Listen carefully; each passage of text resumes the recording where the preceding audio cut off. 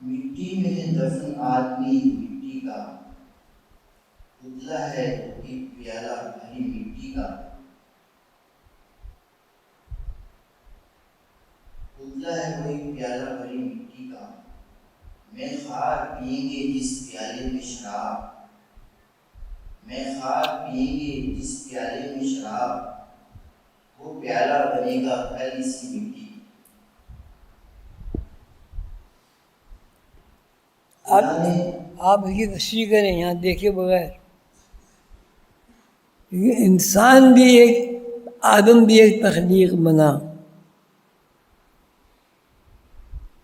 حضور قندر بابا جو تذکرہ فرما رہے ہیں وہ آدم کا، اس آدم کا تذکرہ فرما رہے ہیں جو مٹی سے بنا ہے۔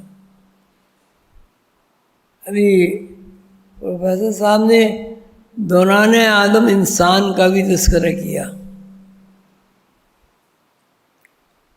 تخلیق کے دو رخ یا دو پہلو ہیں، ایک آدم تخلیق ہے اور ایک انسان تخلیق ہے۔ ایک آدم تخلیق ہے اور انسان تخلیق ہے۔ جہاں یہ تذکرہ ہے کہ میں نے آدم کو پیدا کیا، پھر اس کو اور اس کی بیوی کو حکم دیا کہ جنت میں رہو اور یہاں سے جہاں سے دل چاہے خوش ہو کر کھاؤ پیو۔ اب اس میں دو باتیں بہت زیادہ غور طلب اور اہمیت کے حامل ہیں کہ تم اور تمہاری بیوی جنت میں رہو، جہاں سے دل چاہے کھاؤ پیو۔ جہاں سے دل چاہے کا مطلب یہ ہو سکتا ہے جو میں چھوٹی سی اپنی عقل کے مطابق سمجھتا ہوں، جہاں سے دل چاہے کا مطلب یہ کہ پوری جنت کی ملکیت آپ کی ہے اور اس میں اسپیس کی درجہ بندی نہیں ہے۔ جہاں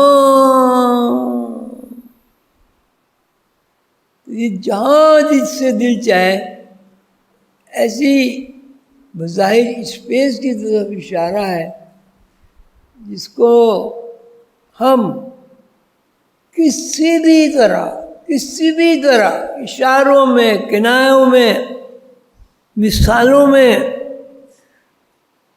الفاظ میں، ناپ تول میں بیان نہیں کر سکتے۔ جہاں سے دل چاہے، یعنی جنت میں جو اسپیس ہے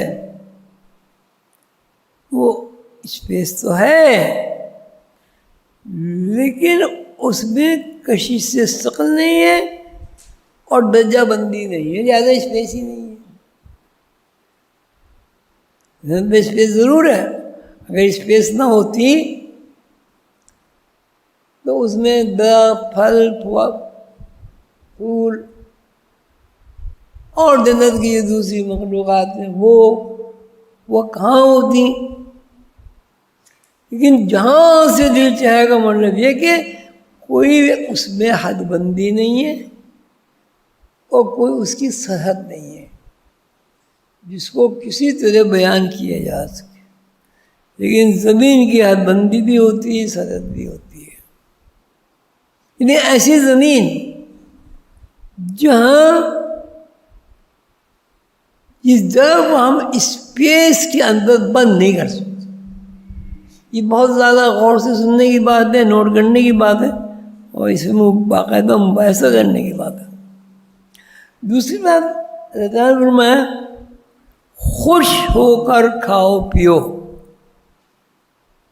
زمین میں جو بھی جائے، پھل ہے، پرندے جو بھی ہے، اس کی تشریح ان آیات میں نہیں ہے، دوسری آیتوں میں ہے، ان آیات میں نہیں ہے.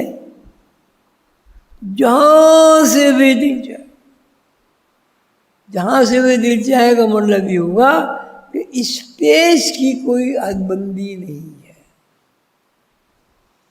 میل، 10 میل، 50 میل، 1000 میل، لاکھ میل، کروڑ میل، کوئی پابندی نہیں. فَكُلَا مِنْهَا رَغَدًا حَيْثُ شِئْتُمَا. رغدن، رغدن، رغدن کا مطلب ہے خوش ہو کر کھاؤ، خوش ہو کر کھاؤ.